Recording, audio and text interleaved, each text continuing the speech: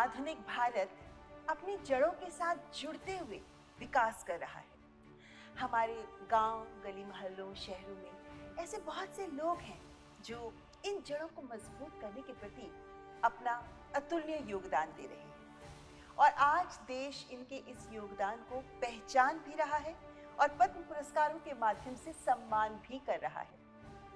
आज के इस अंक में हम आपको बताएंगे कि कसीदाकारी के क्षेत्र में या बुनाई के क्षेत्र में इन क्षेत्रों से जुड़ी ऐसी हस्तियां जिन्होंने जीवन पर्यंत इसी क्षेत्र को समृद्ध भी किया है, अपनी कला संस्कृति को आगे बढ़ाया है और प्राप्त कर रहे हैं ये पद्म पुरस्कार का सम्मान।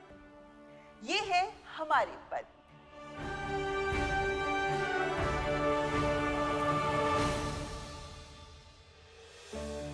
एक कलाकृति कितना कुछ बयां कर रही है ना, ये है कलमकारी। और कई 100 साल पहले से ही ये कलाएं हमारे देश में रही हैं और आगे बढ़ाई जा रही हैं। कई तो परिवार ऐसे हैं जो पीढ़ी दर पीढ़ी इन्हीं कलाओं को सहेज कर आगे बढ़ा रहे हैं, जैसे गुजरात के अहमदाबाद के भानुभाई चितारा, जो माता नी पछेड़ी को आगे बढ़ाने वाले अपने परिवार की 8वीं पीढ़ी हैं। उनके बेटे 9वीं पीढ़ी भी अब इसे आगे बढ़ा रहे हैं, है ना कमाल की बात। एक नायाब उदाहरण कला को समर्पण के प्रति।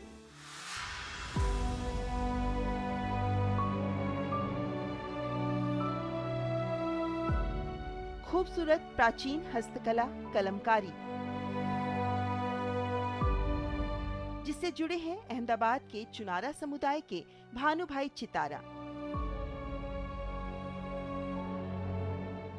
67 वर्षीय भानुभाई लगभग 500 वर्ष पुरानी गुजराती हस्तकला माता नी पचेड़ी को संजोने में कई दशकों से प्रयासरत हैं। चितारा परिवार माता नी पचेड़ी कला पर काम करने वाले कुछ एक परिवारों में से एक है। भानुभाई चितारा के परिवार में कई पीढ़ियों से ये कला की जा रही है। भानुभाई चितारा की 8वीं पीढ़ी है जो इस हस्तकला का अस्तित्व आगे बढ़ा रही है। अब उनके पुत्र भी इस कला में निपुणता हासिल कर चुके हैं। ये कला तो बहुत पुरानी है, वैसे भी आगे हम बढ़ाना चाहते हैं और ये वैसे भी हम तो बढ़ा दे। लड़के भी अभी हाल में काम कर रहे हैं जो नेचुरल कलर है। अभी तो केमिकल का ज़माना चल रहा है, ये कला में बहुत केमिकल ही हो रहा है सब। ये भारतीय हस्तकला गुजरात के इतिहास से जुड़ी है। माता नी पचेड़ी का शाब्दिक अर्थ है माँ देवी के पीछे। कपड़े पर पेंटिंग की ये शैली देवी देवताओं के अलग अलग रूपों और उनकी कहानियां दर्शाती है। ये पीस है माता नी पछेड़ी, ये लगभग 80 साल से पुराना है और ये बनाने में लगभग 8 से 10 दिन लगते थे पहले, जो ब्लॉक से भी बनता है, आधा कलम से भी बनता है। ये लगभग 80 साल पुराना है और ये कलर अभी भी हाल में मौजूद है और फास्ट कलर है। कैमल बना हुआ है, ऊँट, वो हाथ से बना हुआ है कलम से। और ये ब्लॉक है, लगभग 400 साल पुराना है और ये 80 साल से पुराना है और ये अभी भी हाल कलर भी मौजूद है। इस कला को करने वाली गुजरात की वाघरी खानाबदोश जनजातियां होती थीं, जो ग्रामीण समुदायों द्वारा माता के विभिन्न अवतारों की पूजा करने के लिए इसे तैयार करती थी।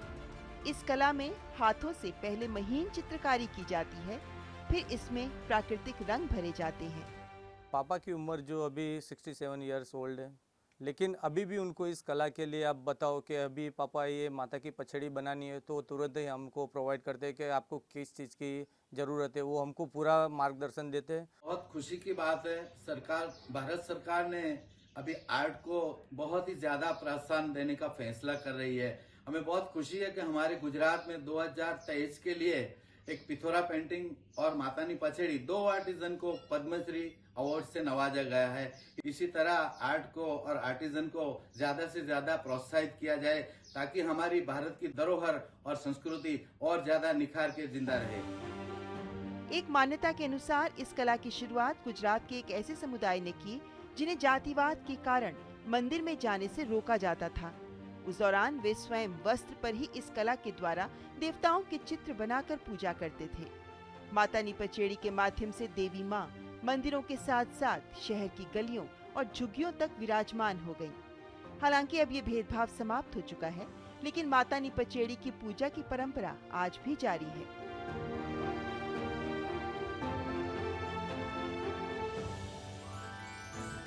गुजराती हस्तकला मातानी पचेड़ी को संजोने के लिए भानुभाई चितारा को पद्मश्री पुरस्कार की हार्दिक बधाई।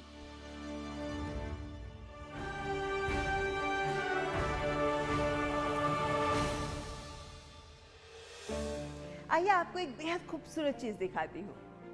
ये है बंगाल का कांथा। कितनी खूबसूरत कलाकृति है ना। जरा सोचिए, छोटे छोटे स्टिच के साथ पुराने कपड़ों को बिल्कुल नया बना देती हैं बंगाल में महिलाएं। कांथा वर्क बहुत ही खूबसूरत आर्ट है, जैसा आप देख सकते हैं। लेकिन अब प्रीतिकाना गोस्वामी जैसी महिलाएं इस प्राचीन कला को महिलाओं को सिखाकर एक तो उन्हें आय का साधन दे रही हैं और दूसरा इस कला को भी सहेज रही हैं, अगली पीढ़ियों तक पहुंचा रही हैं। इसे कहते हैं एक पंथ दो काज। और अपने इस बेहतरीन कार्य के लिए ही तो प्रीतिकाना गोस्वामी को मिल रही है पहचान और पद्मश्री का सम्मान।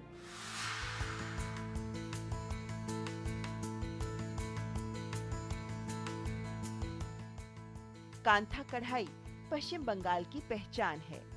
कांथा हस्तकलाकार प्रीतिकाना गोस्वामी 5 दशकों से कांथा कसीदाकारी को आगे बढ़ाने में प्रयासरत हैं। वे ग्रामीण महिलाओं को कांथा कला में प्रशिक्षण देकर उन्हें स्वावलंबी भी बना रही हैं। कांथा स्टिच 1990 में शुरू किया, तो मैं बहुत पुराना काम करता। वो जो 400-500 बरस पहले में जो होता है, वो जो थ्रेड निकाल के जो बनाता है, तो वो देके बनाया। बहुत अच्छा काम था। मेरा बंगाल में तो बहुत अच्छा काम था। अमेरिका होनोलुलु गया। जिस टाइम में 10 बरस था, उस टाइम में मेरे को पिताजी चला गया, तो बहुत तकलीफ में पड़ा। मेरा फ्रेंड वो सिलाई वो करता था, तो मैं उनको देख के मैं सिलाई किया। वैराइटीज़ एम्ब्रॉयडरी, मारवाड़ी का जो जोड़ी चुमकी, शलमा और बहुत बॉर्डर लगाया, बहुत फ्लावर बनाता है, वो साड़ी में डालता है, वो सब काम मैं सीखा। वो करके मेरा संसार में हेल्प हुआ। वो सीखने के लिए बहुत टाइम लगता है, इतना सूक्ष्म काम है। फर्स्ट टाइम में तो 10-15 ऐसी लड़की को सिखाया, उसको बाद तो और लड़की आता है, उनको सिखाता है। तो इतना स्टिच है, वैराइटी स्टिच है, तो वो बनाना सीखने में बहुत टाइम लगता है। वो बैलेंस का काम है।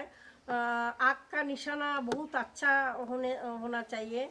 तो जो लड़की लोग को उनको पेशेंस है, बहुत पेशेंस लगता है, तो जिसको है वो बहुत अच्छा काम करता है। कांथा भारत में कढ़ाई के सबसे पुराने रूपों में से एक माना जाता है। ऐसा कहा जाता है कि इसकी उत्पत्ति पूर्व वैदिक काल में हुई थी। कढ़ाई की शुरुआत का मुख्य उद्देश्य पुरानी सामग्री का पुनः उपयोग करना था। इसमें कलात्मक रूप से सूती या रेशमी कपड़े पर फूल, पक्षी, जानवर आदि आकृतियां बनाने के लिए टांके लगाए जाते हैं। एक वक्त था जब इस कला में पुरानी साड़ियां और धोती के सफेद सूती कपड़े को जोड़कर निचली सतह बनाई जाती थी। अब तो कांथा कढ़ाई में कई तरह के परिधान और नए कपड़ों का इस्तेमाल होने लगा है। कढ़ाई में रंगीन धागों का खूबसूरती से प्रयोग किया जाता है। प्रीतिकाना गोस्वामी को बहुत मुबारक। ये वेस्ट बंगाल का जो कांथा का काम है, ये शायद हजारों साल पुराना है। ये यूज किया जाता था जब कपड़े फट जाते थे, और पुरानी साड़ियों को ले के एक दूसरे के ऊपर लेयर करके, ये हाथ का जो रनिंग स्टिच का काम है, इसको ये जो रिवाइवल है और ये रिसाइकलिंग है जो कहते हैं आजकल। और आजकल तो फैशन में बहुत जरूरी है कि हम लोग अपने कपड़े रिसाइकल करें, और also this is going to generate some income for all the people that she is teaching. So बहुत बधाई। कांथा कसीदाकारी बहुत महीन काम है।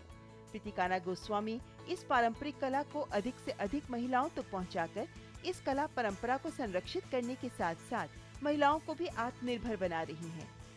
कांथा साड़ियों के साथ साथ वे टिकोजी, पर्स आदि उत्पाद भी बना रही हैं और राष्ट्रीय अंतर्राष्ट्रीय प्रदर्शनियों में इन्हें प्रदर्शित कर विश्व भर में इनका प्रचार कर रही हैं।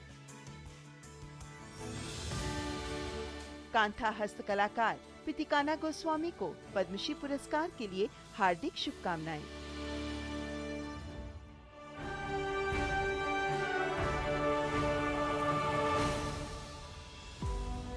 तो देखा आपने किस तरह प्राचीन कलाएं आधुनिक दौर में महिलाओं को सशक्त भी कर रही हैं, लेकिन इन्हीं कलाओं को मात्र कसीदाकारी के तौर पे नहीं बल्कि किसी अन्य रूप में भी सामने लाया जा सकता है।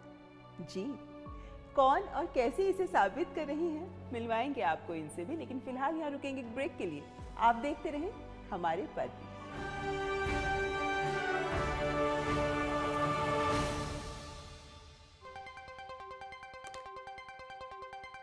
राजनीति की चाल से दुनिया के हाल तक, खेल के मैदान से किसान के खलियान तक, दिन भर की हर छोटी बड़ी खबर को समेटे खबर के हर किरदार को दिखाते हैं हम। डीडी न्यूज का प्राइम टाइम शो, सटीक और भरोसेमंद खबरें, खबर ही नहीं खबर का विश्लेषण भी, नए तेवर, नए कलेवर, नई धार और नई रफ्तार के साथ देखिए न्यूज नाइट हर रात 8 बजे सिर्फ डीडी न्यूज पर। समाज की बेड़ियां तोड़कर हासिल किए अनोखे मुकाम, उज्जवल भविष्य के स्वप्न के साथ उन्मुक्त गगन में भरी उड़ान, बाधाओं के बंधन काटकर साबित की अपनी पहचान, जो अपने बुलंद हौसलों से सामाजिक बेड़ियां तोड़कर लिख रही हैं वीरता की गाथाएं। मैं उन्मुक्त, मैं स्वच्छंद, मेरा ध्येय अनंत, मेरी दिशा अनंत। मिलिए इन प्रेरणादायक शख्सियतों से मेरे साथ कार्यक्रम तेजस्विनी में, सिर्फ डीडी न्यूज पर।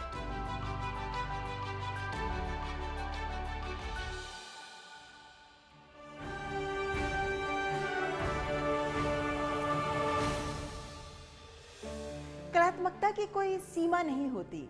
अगर आपके हाथ में कला है तो आप कितनी तरह के उत्पाद बना सकते हैं, पहनने वाले वस्त्र, परिधान या साजो सज्जा का सामान इत्यादि। लेकिन कभी आपने सोचा कि इस एम्ब्रॉयडरी के माध्यम से आप कपड़ों पर कोई ग्रंथ ही बना डालें?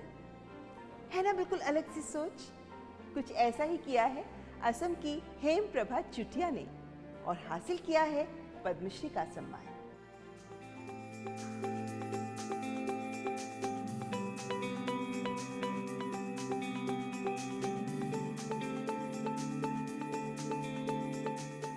कहा जाता है कि असम की महिलाएं रेशम पर अपने सपने बुन सकती हैं।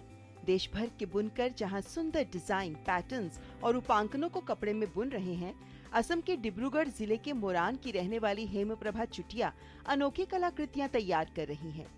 वे संपूर्ण महत्वपूर्ण ग्रंथों, साहित्यिक रचनाओं को कपड़े पर बुनती हैं। उन्होंने पहले 700 श्लोक वाला संस्कृत में भगवत गीता ग्रंथ तैयार किया। 280 फीट लंबाई और 2 फीट चौड़े कपड़े के टुकड़े पर अंग्रेजी भाषा में भी पूरी भगवत गीता की बुनाई की। इस प्रोजेक्ट को पूरा करने में उन्हें 2 साल से ज्यादा का समय लगा था। मैं एक गरीब परिवार में पैदा हुई थी। मेरे पिता एक शिक्षक थे और हम किसानी भी करते थे। हम 7 भाई बहन थे। 2013 में एक सुबह मुझे महसूस हुआ कि मुझे तातहाल में पवित्र किताबें बुननी चाहिए। हालांकि मुझे लगा कि यह असंभव है। जुलाई 2013 में ये बात कई बार मेरे दिमाग में आई। मैंने पहली बार असमिया में गनोमला बुनी थी। पीएम श्री नरेंद्र मोदी द्वारा प्रदान किए गए पद्मश्री पुरस्कार के लिए हम बहुत खुश और आभारी हैं और गर्व महसूस कर रहे हैं और पीएम श्री नरेंद्र मोदी को धन्यवाद देना चाहती हूँ। मैंने तातहाल में 4 पवित्र पुस्तकें बुनी हैं और इस प्रक्रिया में ये 5वीं रचना है जिसे सरकार ने एक विरासत के रूप में स्वीकार किया है। मैं चाहती हूँ कि ये कपड़े की किताब किसी संग्रहालय में संरक्षित रहे। जिस काम के लिए मुझे पहचान मिली है, ये तातहाल असम की सांस्कृतिक विरासत है। तातहाल से व्यक्ति को आत्मनिर्भर बनाया जा सकता है। এই তাঁতশালখনৰ জৰিয়তে মানুহ স্বাৱলম্বী হ'ব পাৰে। इससे पहले हेमप्रभा शंकरदेव गुणमाला के 6 छंद माधवदेव द्वारा 16वीं सदी में असमिया में लिखित नाम घोष नामक वैष्णव ग्रंथ भी बुन चुकी हैं। हेमप्रभा चुटिया अपनी रचनाओं के लिए सूती, रेशमी, ऊनी और बारीक कटे बांस के टुकड़ों सहित विभिन्न कपड़ों का उपयोग करती हैं। बुनाई के क्षेत्र में उत्कृष्टता के लिए वे बकुल बॉन अवार्ड, आई कनकलता अवार्ड और राज्य सरकार का हैंडलूम एंड टेक्सटाइल अवार्ड भी प्राप्त कर चुकी हैं। ये जो काम कर रही हैं, जो हमारे ट्रेडिशनल वीविंग के साथ साथ ये जो अक्षर भी जोड़ रही हैं उसके अंदर वीविंग में डाल के, और ज्यादातर ये रिलीजियस होती हैं ये कपड़े ये जो बनते हैं। और ये ट्रेडिशन इंडिया में उड़ीसा के बाद मैंने असम में पहली दफा सुना है कि कोई ये काम कर रहा है। और इसके लिए आपको सिर्फ वीविंग की जरूरत नहीं है, पर आपको मैथमेटिशियन का भी रोल प्ले करना पड़ता है, क्योंकि ये जो यान है ये टाई डाई होती है और उसके बाद ये वीविंग में लगती है। या ये 100 और महिलाएं को ये काम सिखा रहे हैं, तो नॉट ओनली ये बुनाई का काम सिखा रही हैं, पर ऑल्सो इसमें एजुकेशन है। हेमप्रभा चुटिया के विषय में विशेष बात यह है कि उन्होंने कपास और रेशम गमोचा में सुंदर डिजाइन बनाने के लिए मोतियों का इस्तेमाल किया, जो इस क्षेत्र में इस्तेमाल होने वाले सामान्य डिजाइनों से बहुत अलग है। अपने हस्तकला कौशल से कई अन्य ग्रंथों को बनाने का लक्ष्य रखती हैं हेमप्रभा चुटिया। हस्तशिल्प कला के लिए हेमप्रभा चुटिया को पद्मश्री पुरस्कार के लिए हार्दिक बधाई।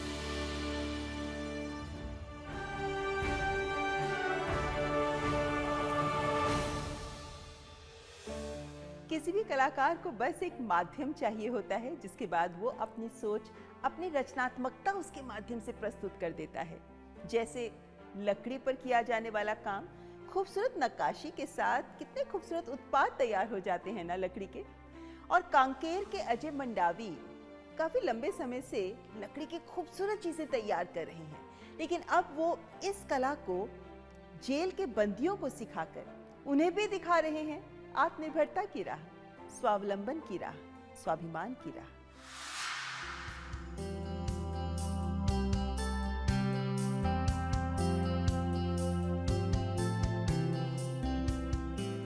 काष्ठ कला यानी लकड़ी से खूबसूरत कलाकृतियां तैयार करना।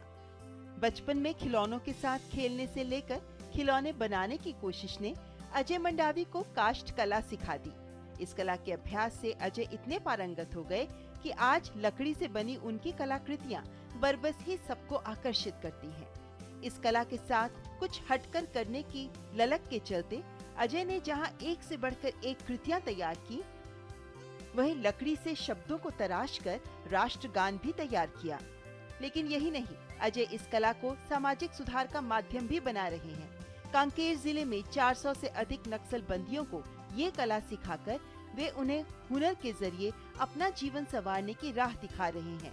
अजय मंडावी ने नक्सली क्षेत्र के प्रभावित और भटके हुए लोगों को काष्ठ शिल्प कला से जोड़ते हुए क्षेत्र के 350 से ज्यादा लोगों के जीवन में बदलाव लेकर आने के साथ साथ लकड़ी के अद्भुत कला से युवाओं को जोड़ा है। अजय मंडावी की बनाई कलाकृतियां कई स्थानों, सरकारी दफ्तरों की शोभा बढ़ा रही हैं। पिछले 13 साल में एक चीज़ मैं अनुभव किया कि अगर कोई आदमी क्राइम मिटाना चाहे तो उसके लिए कला से बेहतर और कोई रास्ता नहीं है। कोई आदमी नशे से उबरना चाहे तो कला से बेहतर और कोई रास्ता नहीं। तो कला अपने आप में एक साधना है। छत्तीसगढ़ राज्य का पहला आदिवासी पद्मश्री पुरस्कार है, पहले आदिवासी को मिला हुआ पुरस्कार है। कांकेर स्टेट के इतिहास का पहला पुरस्कार है ये। तो जाहिर सी बात है, इससे संतुष्टि भी है और बेहद खुशी है। 2010 में तत्कालीन कलेक्टर थे निर्मल खाखा साहब, उनसे मैं एक दिन मिलने गया था तो उन्होंने कहा कि नक्सली बंदी है वहाँ, 100 लोगों के पीछे मेहनत करना, माने तुम्हारे अगर 100 स्टूडेंट हो गए, उनके पीछे मेहनत करना, उनमें से अगर एक लड़के ने भी गन छोड़ दिया, एक लड़का भी रिहेबिट हो गया, तो मैं मानूंगा कि तुम 100% सक्सेस हो। इतनी मुसीबत में हैं पूरा ट्राइबल कम्युनिटी के लड़के लोग और ग्रामीण लोग हैं, तो ये लगा कि चलिए कम से कम इन लोगों के भले के लिए मैं जितना कर सकता हूँ, कोशिश ये रही कि वो अपने पास्ट से थोड़ा उबर जाए। काष्ठ कला एक बहुत ही प्राचीन कला है। इतिहास के हर दौर में काष्ठ कला अलग अलग स्वरूप में देखने को मिलती रही है। काष्ठ शिल्प पर बात करने वाले शिल्प शास्त्र में पेड़ों को काटने की रीति, उन्हें सुखाने और उससे शिल्प गढ़ने के विधि विधान आज भी विस्मित करते हैं। अजय मंडावी हैं, उन्होंने जेल के कैदियों को काम सिखा रहे हैं काष्ठ लकड़ी में। ऐसे ही मैं भी अपना काम ये काफ़ी जेलों में अपना अभ्यास करा रहा हूँ। मैं तिहाड़ जेल में 14 साल से कैदियों को ये हस्तशिल्प का अभ्यास करा रहा हूँ। तो हम जैसे जो लोग हैं इस तरफ अगर सोचेंगे करेंगे तो ज़रूर हमारे देश में अच्छे शिल्पी जो हैं पैदा होंगे। अजय मंडावी जी को जो ये पद्म श्री सम्मान भारत सरकार द्वारा दिया जा रहा है, जो इससे सम्मानित किया जा रहा है, ये एक काष्ठ शिल्पियों को और अग्रसर करेगा। इस कला को आज के दौर में अपने प्रयासों से महत्ता प्रदान कर रहे हैं अजय मंडावी। युवाओं के हाथ से बंदूक छुड़ाकर छेनी उठाने के लिए प्रेरित करने जैसे कार्यों के लिए काष्ठ कलाकार अजय मंडावी को पद्म पुरस्कार के लिए हार्दिक बधाई।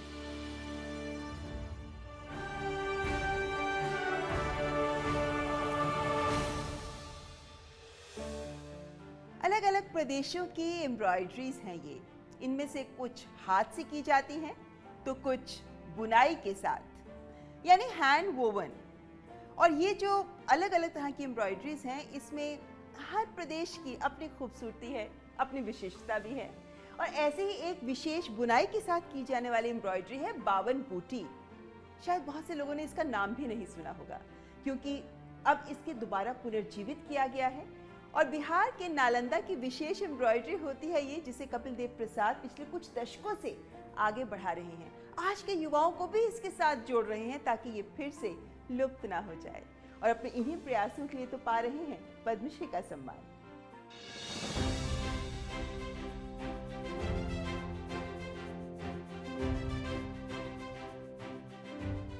परंपराएं लंबे समय में गढ़ी जाती हैं। ऐसी ही एक विशेष बुनाई कला परंपरा है बावन बूटी।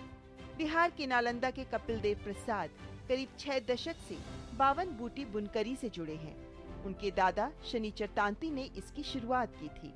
फिर पिता हरि तांती ने इस हुनर को आगे बढ़ाया। जब वे 15 साल के थे तब बुनकरी को रोजगार के तौर पर अपना लिया। आज वे 70 वर्ष के हैं। इस बुनकर कला में टसर और सूती कपड़े पर 52 बूटियां बुनी जाती हैं, इसीलिए इसे बावन बूटी कहा जाता है। 55 साल से इस काम में लगे हुए हैं। ऐसे इस गांव के में तो बहुत 500-600 साल भी कह सकते हैं, क्योंकि मेरे दादाजी भी बोलते थे और कि भाई उनके दादाजी भी बनाते थे। इसीलिए इसका खासियत है कि कपड़ा बुनने के साथ साथ हम लोग उस पर छपाई और ये सब नहीं करते हैं, बल्कि उसमें धागा में अलग धागे दूसरे रंग का धागा डाल करके बूटी बनाते हैं। 100 साल पहले का बात बता रहा है हम। उस समय प्लेन कपड़ा तो हर जगह बन जाता था हाथ से, हैंडलूम पर। और उसमें बूटी बना देना एक अच्छा खासियत मैंने कलाकारी है। यहाँ का पर्दा मशहूर था उपेंद्र महाथी डिजाइन का। तो उसमें उपेंद्र महाथी जी का दिया हुआ गुलाब से हमारे पिताजी चाचा ये सब बनाते थे। उसमें बैल, आदमी, पेड़, चिड़िया ये सब रहता था। उससे राष्ट्रपति भवन में जाता था। जब तक नरेंद्र बाबू रहे राष्ट्रपति तब तक यहीं का बना हुआ पर्दा जाता था बिहार स्टेट हैंडलूम कॉर्पोरेशन के माध्यम से। नालंदा जिले का बसवन बिगहा गांव, यहीं से है कपिल देव प्रसाद। ये गांव अपने बावन बूटी वस्त्र शिल्प के लिए प्रसिद्ध है।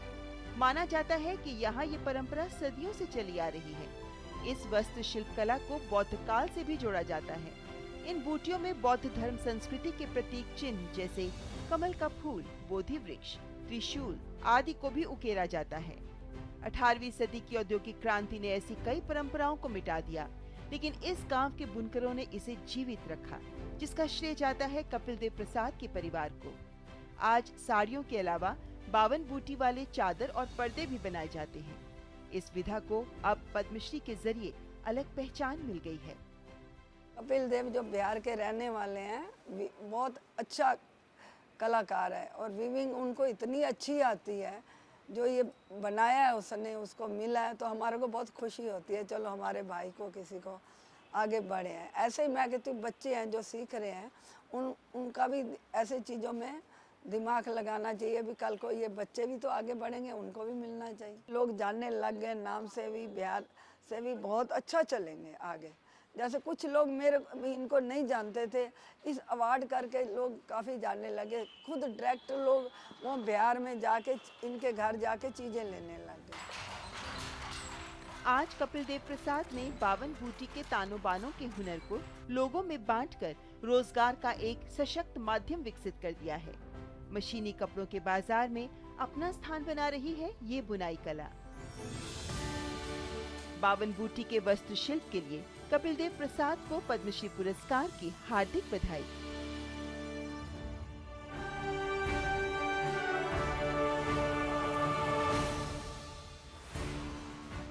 धन्य है वो लोग जो किसी एक सोच, किसी एक कला के साथ अपने आप को यूं जोड़ते हैं कि फिर पूरा जीवन ही उसी को समर्पित कर देते हैं, और यही नहीं रुकते बल्कि वो और भी लोगों के लिए राहें खोलते हैं, उन्हें भी इस कला के साथ जोड़ते हुए एक राह तैयार करते चले जाते हैं।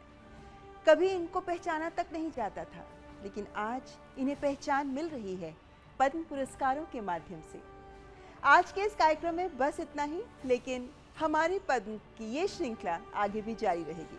फिलहाल हमारी पूरी टीम को दीजिए इजाजत। नमस्कार।